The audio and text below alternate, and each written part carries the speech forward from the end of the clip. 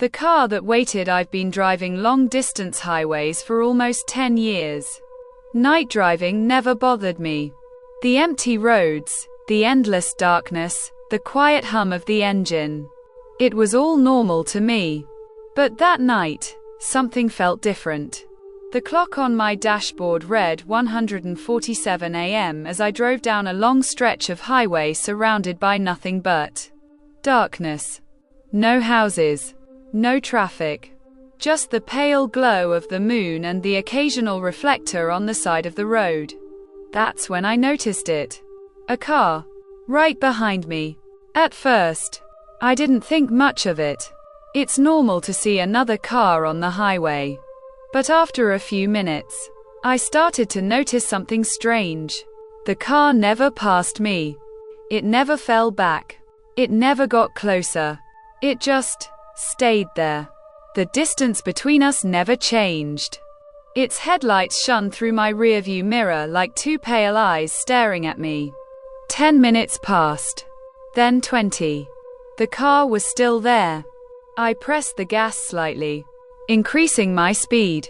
The car sped up too. I slowed down. It slowed down with me. That's when the uneasy feeling started creeping into my stomach. A few miles later, I saw a road sign that made me feel a little relieved. Rest area 1 mile good. I muttered to myself.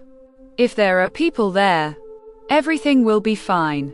I exited the highway and pulled into the rest area. The place was surrounded by tall dark trees, with only a few dim yellow lights illuminating the parking lot. As soon as I parked, I realized something that made my chest feel cold. There were no other cars. Not one. The entire rest area was empty. I turned off the engine and sat there for a few seconds, trying to calm myself down. Maybe hell just keep driving, I thought. I stepped out of my car and walked toward the vending machines near the small restroom building. The night air felt colder than before. Everything was silent. The only sound was the faint buzzing of the overhead lights. I inserted a coin into the vending machine. When the soda can dropped with a loud clunk, I suddenly heard something else. An engine. Slowly approaching. I turned my head. At the far end of the parking lot, maybe 30 meters away, a car had just pulled in and stopped. Its headlights were still on. And it was the same car that had been following me. My body froze. No one got out of the car. The windshield was too dark to see inside. I stood there for a few seconds, trying to convince myself that I was just being paranoid. Then I did the only thing that felt safe. I went back to my car. My hands were slightly shaking as I started the engine. The moment the door shut, I locked everything. I grabbed my phone and dialed 911. The operator answered calmly. 911. What is your emergency? I swallowed. Yeah.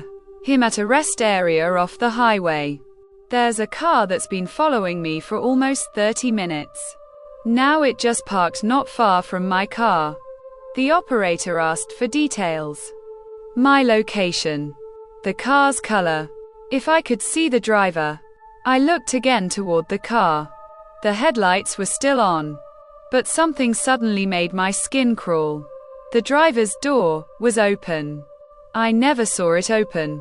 The operator said, "Sir, please stay inside your vehicle. Officers are on their way." I nodded. Even though she couldn't see me, my eyes stayed fixed on that car. Then I noticed something. A person standing behind my car, right outside the range of my mirrors. I quickly turned around. No one was there. My breathing started getting heavier.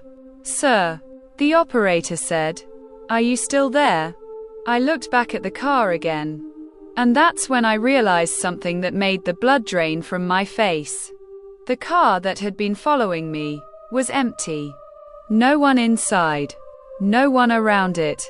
But the driver's door was slowly moving back and forth, creaking slightly in the wind. I whispered into the phone. The car is empty. There was a brief pause. Then the operator spoke again. Sir, you said the car followed you for 30 minutes. Correct. Yes. Are you sure the car was following you? I frowned.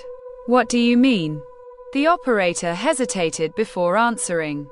Because the last traffic camera captured something unusual. My heart started pounding harder. What? She took a breath. The car behind you was real.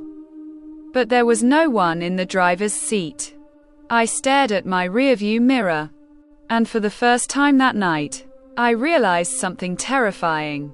During those 30 minutes on the highway, I never once saw a driver's silhouette in that car. The police lights appeared in the distance a few minutes later. But even today, there's one thing I still can't explain. If that car had no driver, who was standing behind my car that night?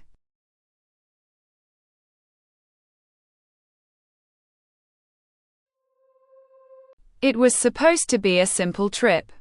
My name is Daniel. And that night my wife Clara, my 8-year-old daughter Lily, and I were driving through the endless forests of Ontario to attend my mother's birthday. She lived in a small town nearly 4 hours away from our home in Toronto. We had made the drive before, but never this late at night.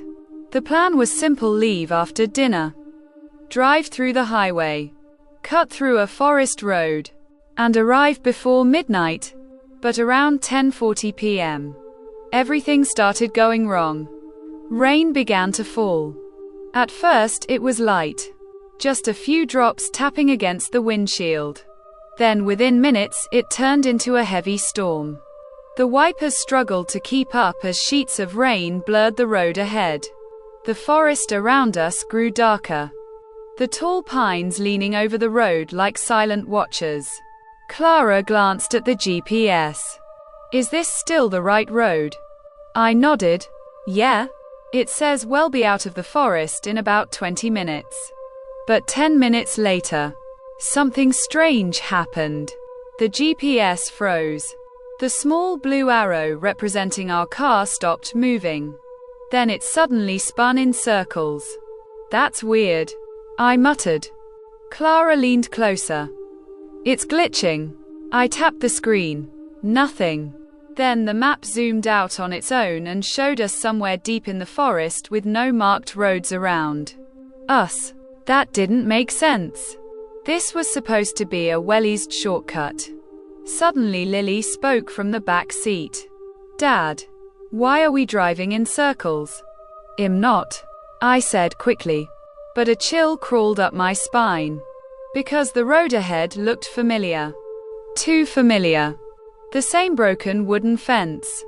The same leaning road sign. The same fallen branch on the shoulder. We had passed it already. 10 minutes ago. Clara noticed it too. Daniel, didn't we pass that sign already? I didn't answer. I just kept driving. Rain hammered against the roof of the car as the headlights carved a narrow tunnel of light through the darkness. Then suddenly, a figure appeared in the middle of the road. I slammed on the brakes. The car skidded slightly before stopping just a few meters away from the person. It was a man. He stood completely still under the pouring rain.